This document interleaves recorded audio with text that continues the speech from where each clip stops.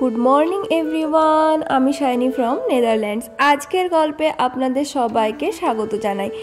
আজকের দিনটা হলো শনিবার আর ঘড়িতে এখন সময় ছিল সকাল 7:30।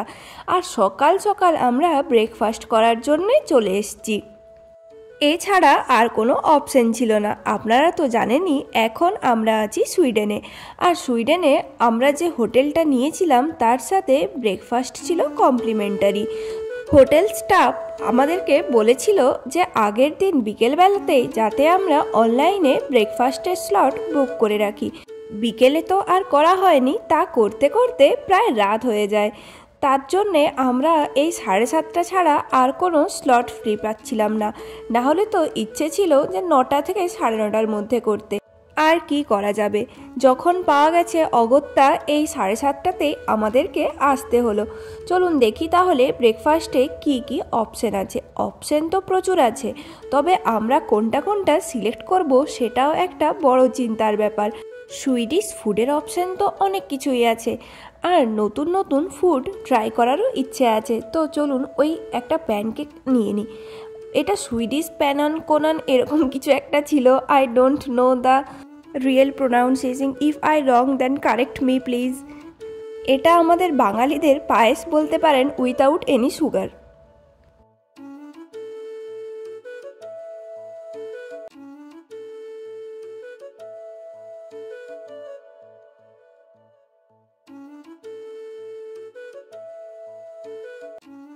অল্প অল্প করে সব কিছুই ট্রাই করব। আর এই যে প্যানকেকটা আমরা নিয়েছিলাম এটার সাথে কিন্তু খাওয়ার জন্যে হুইপড ক্রিম আর ছিল চাটনি। চাটনি বা সস যেটাকে আমরা বলি সেটা কিন্তু অসাধারণ সুন্দর খেতে ছিল। ফ্রুটস ফ্লেভারের ছিল, আবার টক টক।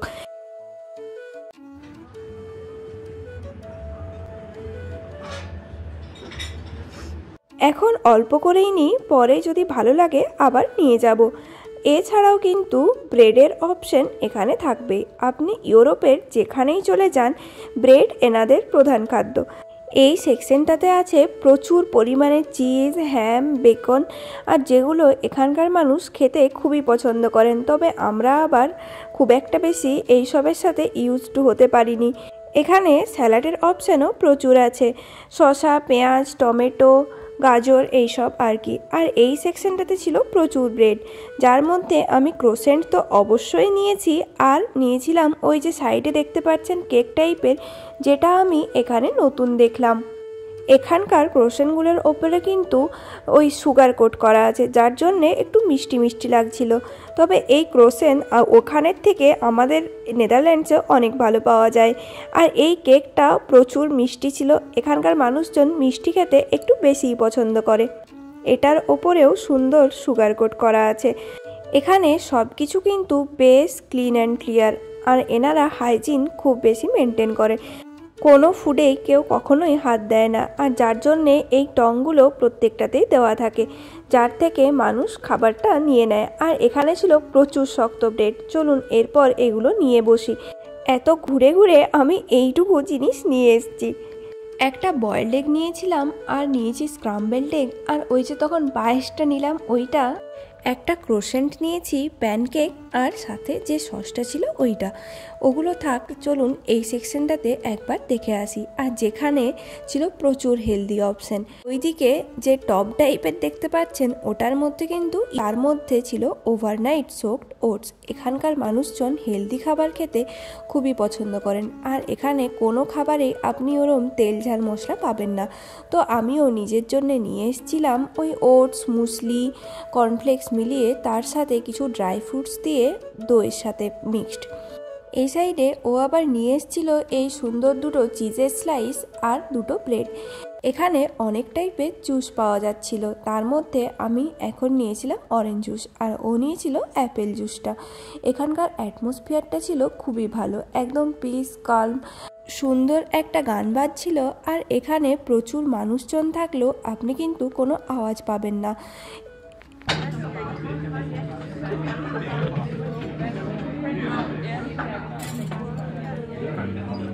জুসটা শেষ করার পর আমি এখানে আর একবার জুস নেওয়ার জন্য এসেছিলাম। দেখুন এখানে 4টি অপশান আছে, অ্যাপেল, অরেঞ্জ, ওয়াটার আর রাসবেরি।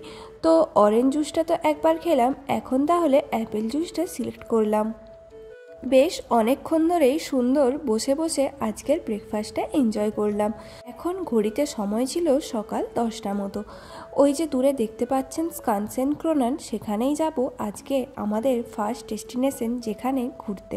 আমাদের হোটেল থেকে কিন্তু প্রত্যেকটা ট্যুরিস্ট স্পট বেশ সামনে, যার জন্যে আসা যাওয়া করতে আমাদের পুরো ট্রিপটাতেই কোনো অসুবিধা হয়নি।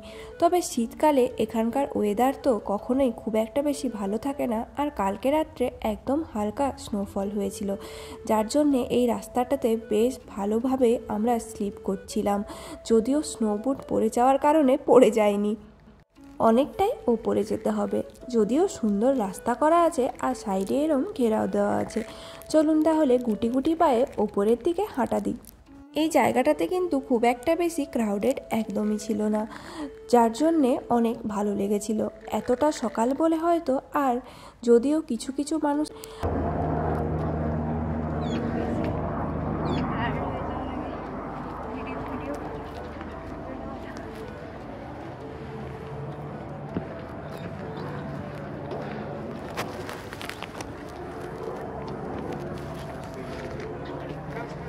এই স্কানসেন ক্রোনান 17 শতকে তৈরি হয়েছিল, আর এত বছর ধরে এত সুন্দরভাবে দাঁড়িয়ে আছে।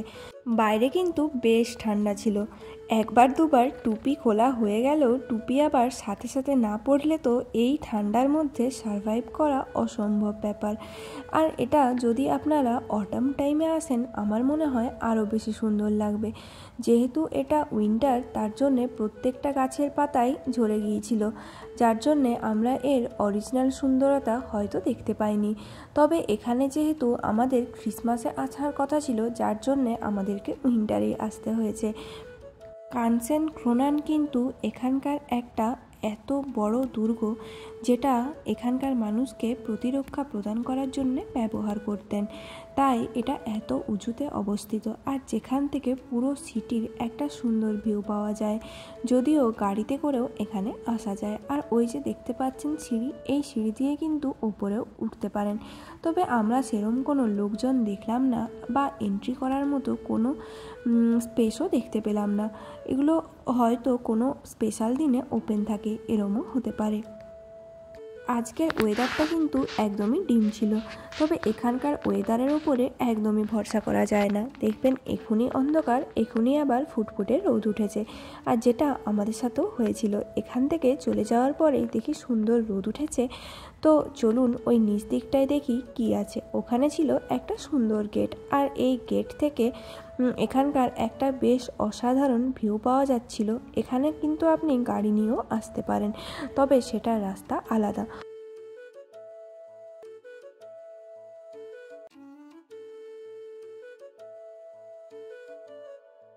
এই স্কানসেন ক্রোনান সমুদ্রপৃষ্ঠ থেকে প্রায় 87 মিটার উপরে অবস্থিত। তবে এখন এটা একটা পার্টি ভেন্যু, ক্যাফে বা বিভিন্ন ইভেন্টের জন্য ব্যবহার করা হয়। ভেতরে কিন্তু রেস্টুরেন্টও আছে। তবে আগেকার যুগে এটা ছিল সৈন্যদের থাকার জায়গা। কি ইমপ্রেসিভ ব্যাপার, তাই না? তবে আমরা যেদিন গেছিলাম সেদিন এটা ক্লোজ ছিল, যার জন্যে ভেতরে যেতে পারিনি। তবে জায়গাটা থেকে এই সুন্দর দৃশ্য দেখতে বেশ ভালোই লাগলো। আর ওই যে এগুলো কামান রাখা ছিল, আর এগুলো থেকেই হয়তো আগে এনারা যুদ্ধের সময় ব্যবহার করতেন।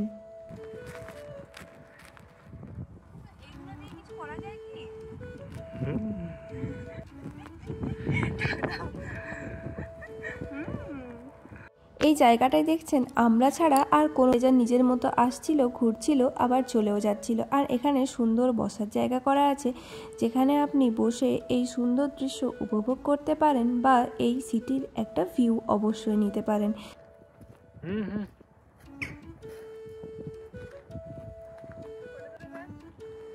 এটা কিন্তু বেশ হিউজ একটা স্ট্রাকচার।